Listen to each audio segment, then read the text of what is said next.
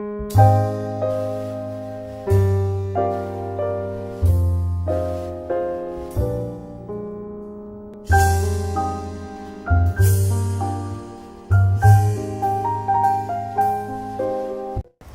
بلاک په باره کې خو موږ ډېرې خبرې وکړې.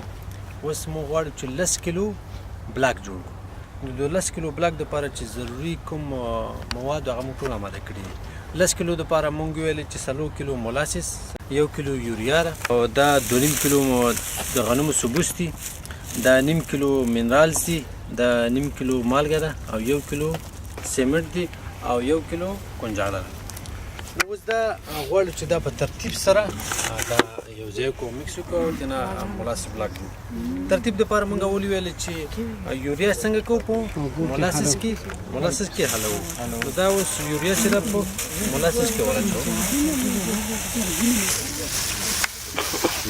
یوریا مولاسس کې واچوو.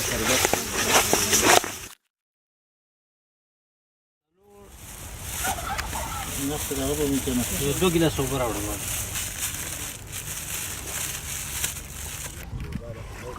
په 2 ګیلاس اوبه کال نشي کولی چې اوبه پکې واچوو. نو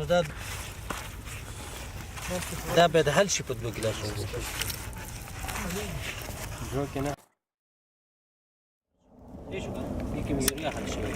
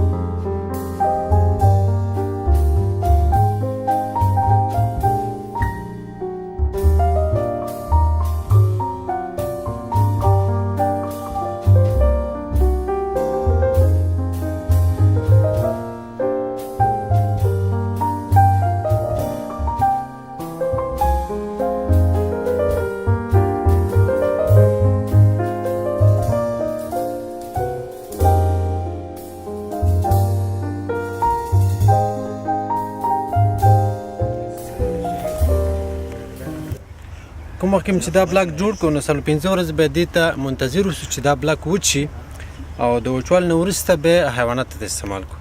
د استعمال طریقه دا ده چې هغه حیوانات چې د 6 میاشتې څخه عمر کم هغې ته باید استعمال نشي. هغه حیوانات چې هغه رومن نه لري هغې ته باید استعمال نشي، لکه مثلا اس شو، مرکب شو، قچر شو، دې لپاره باید استعمال نشي. او هغه حیوانات چې مثلا لري مثلا غوا شو، وزه شو، میږه شو او میخه شو، دې لپاره موږ کولی شو چې دا بلاک استعمالولی شو. دا بلاکونه زیاتره وخت په هغې په ژمي کې موږ استعمالولی شو د خپل مالونو لپاره چې د غذایي موادو، د شنو غذایي موادو قلت موجود وي. په اوړي کې دا کوم مواد چې په دې کې موږ استعمال کړي دغه په اوړي کې ډېر ارزانه وي. کولی شو چې دغه غذایي مواد موږ په اوړي کې جوړ کړو دا بلاکونه، او په ژمي کې خپل مالونه په دې باندې تغذیه کړو، ځکه چې په ژمي کې د غذایي موادو قلت موجود وي. نو دې بعضې مالداران موږ ته ویل چې دې بلاکونو وچوالی ډېر مثلا ډېر وخت نیسي، نو دا کولی شي چې په اوړي کې جوړ کړي او په ژمي کې استعمال کړي.